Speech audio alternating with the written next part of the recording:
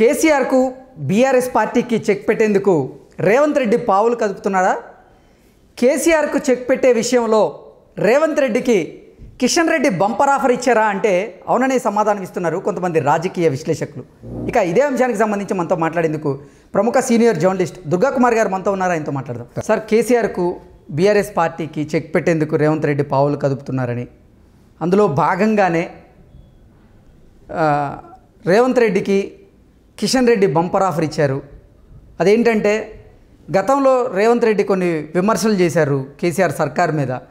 కేసీఆర్ హయాంలో జరిగినటువంటి అవినీతిని, అవకతవకలను మేము బయట పెడతామంటూ కూడా ఆయన ఎన్నో సందర్భాల్లో చెప్పారు. ఇప్పుడు ఆయనే సీఎంగా ఉన్న నేపథ్యంలో మీరు కేసీఆర్ పరిపాలన మీద సిబిఐ ఎంక్వైరీ కోరండి, కేంద్రం నుంచి మిగతాది మేము చూసుకుంటామంటూ కూడా కిషన్ రెడ్డి చెప్పారు రేవంత్ రెడ్డికి అంటూ కూడా ఒక వార్త బయటకు వచ్చింది. ఆ వార్తలో కూడా వాస్తవం ఉన్నట్లు ఇందాక కిషన్ రెడ్డి గారే ప్రెస్ మీట్ పెట్టి ఇదంతా వివరించినట్లు కూడా తెలిసిందే. సో ఈ అంశాన్ని ఎలా విశ్లేషించుకోవచ్చు? ఈ అంశం మీద మీ స్పందన ఏంటి సార్? ఇప్పుడు బీఆర్ఎస్ ప్రభుత్వం మీద ఒకప్పుడు బీజేపీ ప్రభుత్వం కూడా అంతే స్థాయిలో విమర్శించింది. ప్రధానమంత్రి, హోమ్ మినిస్టర్ లాంటి వాళ్ళు కూడా కాళేశ్వరం ప్రాజెక్ట్ని కేసీఆర్ గారు ఏటీఎం లాగా వాడుకుంటున్నాడని విమర్శ చేశారు ఒక స్థాయిలో. తర్వాత కాళేశ్వరం ప్రాజెక్ట్ అనేదే పెద్ద ఫ్రాడ్, ఇది దేశంలోనే ఒక పెద్ద కుంభకోణం అని కూడా వాళ్ళు కూడా విమర్శించారు. అయితే ఆ తర్వాత కాలంలో ఇంకోటి ఏంటంటే ఇక్కడ మనం చెప్పుకోవాల్సింది, ఢిల్లీ లిక్కర్ కుంభకోణంలో కేసీఆర్ గారి కుమార్తె కవిత గారి పాత్ర ఉంది అని కూడా వాళ్ళు, మా దగ్గర పూర్తి ఆధారాలు ఉన్నాయి అని కూడా వాళ్ళు చెప్పారు. తర్వాత కేసీఆర్ గారు ఇక్కడ రాష్ట్రంలో చేసిన అనేక పథకాలకు సంబంధించిన పెద్ద పెద్ద కుంభకోణాలకు సంబంధించిన ఆధారాలు కూడా మా దగ్గర ఉన్నాయి, వీళ్ళందరినీ కూడా మేము అరెస్ట్ చేస్తామని బండి సంజయ్ గారు ప్రెసిడెంట్గా ఉన్నప్పుడు చాలాసార్లు వాళ్ళు కూడా చెప్పారు. అయితే కిషన్ రెడ్డి గారు వచ్చిన తర్వాత ఇట్లాంటి విమర్శ అయితే మనకి ఆయన చేసినట్టుగా అనిపించదు. ఇప్పుడు ఏమనుకుంటున్నా అంటే కిషన్ రెడ్డి గారికి ఒక అనుమానం వచ్చింది, రేవంత్ రెడ్డి బీఆర్ఎస్ అంటే కేసీఆర్ పట్ల ఏదైనా మెతక వైఖరి అవలంబిస్తాడేమో అనే ఒక డౌట్ ఆయనకు వచ్చినట్టుగా మనకు అనిపిస్తుంది. ఈ విషయంలో సిబిఐ ఎంక్వైరీ అడగకుండా జ్యుడిషియల్ ఎంక్వైరీ చేస్తామన్నట్టుగా రేవంత్ రెడ్డి గారు అంటున్నట్టున్నది. అయితే ఏంటంటే సిబిఐ ఎంక్వైరీ కనుక వీళ్ళు రాస్తే మేము విత్ ఇన్ నో టైం వెంటనే మేము దాని మీద విచారణ వేస్తామని మరి కిషన్ రెడ్డి గారు మరి ప్రకటించినట్టుగా మనం చూస్తున్నాం వార్తలు. వాళ్ళ ఉద్దేశం ఏంటంటే వాళ్ళ చేతికి మట్టి అంటకుండా బీఆర్ఎస్ ప్రభుత్వాన్ని ఒక రకంగా, ఇప్పుడు ఇక్కడ బీఆర్ఎస్ ప్రభుత్వం వీక్ అవ్వాల్సిన అవసరం బీజేపీకి కూడా ఉంది. ఎందుకంటే బీజేపీ రేపు లోక్సభ ఎన్నికలని ఇక్కడి నుంచి ఎదుర్కొంటుంది. కాబట్టి ఇప్పుడు దాకా అధికారంలో ఉన్న బీఆర్ఎస్ ప్రభుత్వం పస్ కూడా తగ్గించాలి అంటే ముందు కనుక ఎంక్వైరీ చేసేసారనుకోండి, కొంత డౌట్లో పడిపోతుంది కదా, అసలు బీఆర్ఎస్ అసలు ఉనికి ఉంటుందా ఉండదా. ఇప్పుడు సిబిఐ ఎంక్వైరీ చేశారు దాని మీద, కాళేశ్వరం ప్రాజెక్టు, తర్వాత ఈ మిషన్ భగీరథ, ఇలాంటి చాలా అంశాలు వస్తాయి దాని కిందకు. ఓకే సార్, అసలు రేవంత్ రెడ్డి గారు అంటే కేసీఆర్ సర్కార్లో జరిగినటువంటి అవినీతిని, అంటే అన్ని శాఖల్లో జరిగినటువంటి అవకతవకలను ఉద్దేశించి ఆయన సిబిఐ ఎంక్వైరీ వేసే దిశగా అడుగులు వేయబోతారా అంటే ఏం చెప్తారు? అంటే అసలు యాక్చువల్గా ఆయన గతంలో అయితే సిబిఐకి రిఫర్ చేయాలన్నంత ఊపు మీద ఉన్నాడు. కానీ తన్ని అంతకుముందు మీకు గుర్తుందో లేదో ఓటుకు నోటు కేసులో ఆయన అరెస్ట్ చేశారండి. అది ఒక వ్యూహం ప్రకారం చేశారు. ఆ వ్యూహంలో కేసీఆర్తో పాటు ఆంధ్రప్రదేశ్ ముఖ్యమంత్రి జగన్మోహన్ రెడ్డి గారు కూడా ఉన్నాడు అందులో. అప్పటికి ఆయన ముఖ్యమంత్రి అయ్యాడా లేదా అనేది మనం అవ్వలేదు, కానీ ఆయన పాత్ర ఉంది.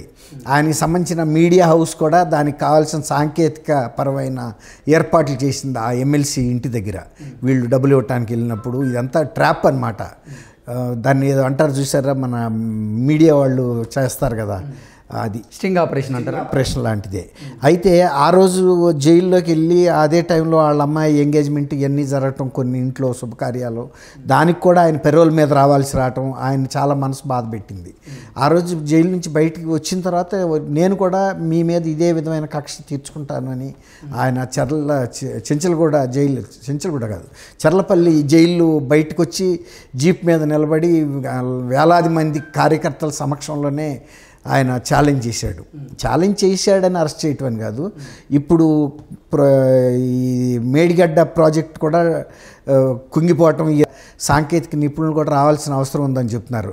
మిగిలిన బ్యారేజెస్ పటిష్టత మీద కూడా అనుమానాలు నెలకొన్నాయి. తర్వాత ఆర్థికంగా ఇప్పుడు 6.5 లక్షల కోట్ల రూపాయల అప్పు తేలిందనేది వీళ్ళు వివిధ శ్వేతపత్రాల ద్వారా ప్రజల ముందు పెట్టారు. అయితే ఇప్పుడు సిఐడి లాంటి సంస్థతో కూడా వీళ్ళు ఎంక్వైరీ చేయించవచ్చు. కానీ సిఐడి కన్నా అతను ఏమంటాడంటే సిబిఐతోనే ఎంక్వైరీ చేయిస్తాము, మీ కోర్టు మీ బాల్ మీ కోర్టులో ఉంది, మీరు కొట్టండి మా కోర్టులోకి, అప్పుడు మేము షాట్ కొడతాం, వెంటనే మేము అమలు చేస్తామని చెబుతున్నాడు. ఇప్పుడు ఒక రకంగా ఏంటంటే కేసీఆర్ విషయంలో రేవంత్ రెడ్డి గారు అంత స్టిఫ్గా ఉంటాడా లేదా అనేది కిషన్ రెడ్డి గారికి వచ్చిన ఒక అనుమానం అనుకోవాలి. అవసరమైతే వీళ్ళు రాస్తారండి సిబిఐ కూడా, ఎందుకంటే సిఐడితో కనుక ఇన్వెస్టిగేట్ చేస్తే దానికి ఒక శాంక్టిటీ ఉండదు. రాష్ట్ర ప్రభుత్వ ఆధీనంలో సిఐడి ఉంటుంది కాబట్టి రేపు బీఆర్ఎస్ వాళ్ళు కూడా ఏమంటారంటే వీళ్ళు ప్రభుత్వం ద్వారా ఇన్ఫ్లుయెన్స్ చేసి చేస్తున్నారు, ఇది రాష్ట్ర ప్రభుత్వం ఇన్ఫ్లుయెన్స్ చేసి అని. అదే సిబిఐని అయితే అనలేరు కదా, అది దేశంలో కల్లా అత్యున్నతమైన దర్యాప్తు సంస్థ, అది కేంద్ర ప్రభుత్వ పర్యవేక్షణలో ఉంటుంది. కాబట్టి ఆయన రాయిక తప్పని పరిస్థితి ఏర్పడుతుందండి. ఎందుకంటే గతంలో కనుక ఒక చిన్న విషయం మీరు గమనించండి, బీజేపీ కూడా కవిత గారి అరెస్టు, కేసీఆర్ గారి అరెస్ట్ విషయంలో పుంకాలుగా సవాళ్ళు ఇసిరి వెనక్కి వెళ్ళిపోయారు.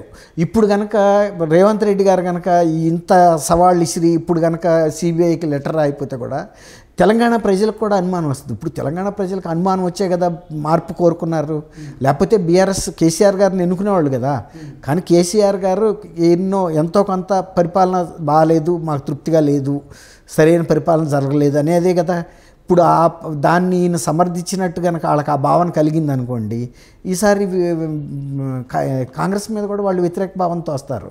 కాబట్టి ఆయన చేతులు కడుక్కుంటాడు అనుకుంటున్నా సిబిఐకి రాసి.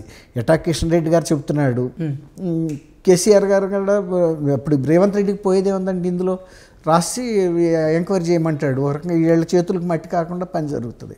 ఆయన అదే అంటున్నాడు, మీకేమీ జరగకుండా మేమే చేసేస్తాం, కాగల కార్యాన్ని గంధర్వులు తీర్చినట్టు కూడా మాట్లాడుతున్నాడు ఆయన. కిషన్ రెడ్డి గారి అంతర్భావం అదే, మేము చేస్తాము అని. ఓకే, అంటే ఇక్కడ భారతీయ జనతా పార్టీ పుంజుకోవాలంటే బీఆర్ఎస్ స్థానానికి భారతీయ జనతా పార్టీ రావాలంటే బీఆర్ఎస్కి చెక్ పెట్టాలి, కేసీఆర్ గారికి చెక్ పెట్టాలని ఈ రేవంత్ రెడ్డి ద్వారా పావులుగా దుప్పుతున్నారు. తద్వారా కేసీఆర్కి చెక్ పెట్టే ప్రయత్నం చేస్తున్నారు భారతీయ జనతా పార్టీ అనేది కూడా చెప్పే కదండి. ఇప్పుడు రేపు లోక్సభ ఎలక్షన్లో బీఆర్ఎస్ వీక్ అవ్వాలంటే ఇప్పుడు ఇలాంటి ఇన్వెస్టిగేషన్ ఏదైనా పెద్దది వేసి ఎంతో కొంత ఆ పార్టీని వీక్